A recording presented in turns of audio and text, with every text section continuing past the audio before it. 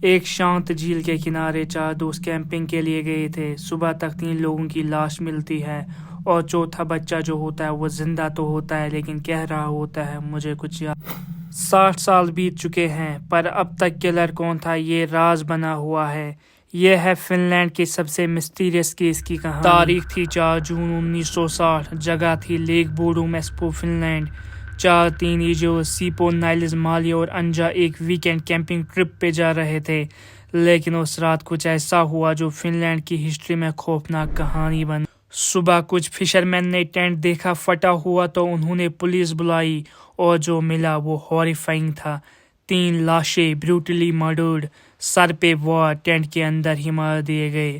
صرف ایک لڑکا نائلز گسٹافسن زندہ تھا لیکن انجرڈ اور کنفیوز۔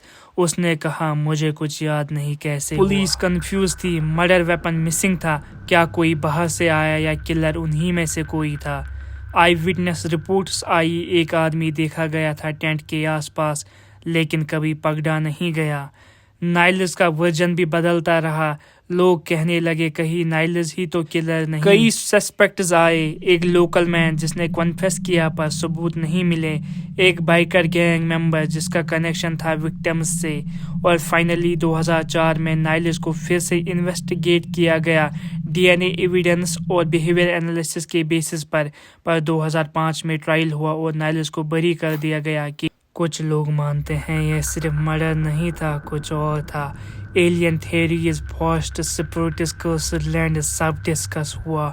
فن لینڈ میں ہر سال لوگ بوڈوم لیک جا کے اسپیکولیٹ کرتے ہیں۔ خوبصورت لیک، 3 جوان زندگیاں اور ایک انسالوڈ مسٹری۔ 60 سال بعد بھی لوگ پوچھتے ہیں اگر نائلز نہیں تھا تو پھر کون تھا۔ یہ تھی کہانی لیک بوڈوم مرڈرز کی۔ اب سوال یہ ہے کہ تم کیا سوچتے ہو؟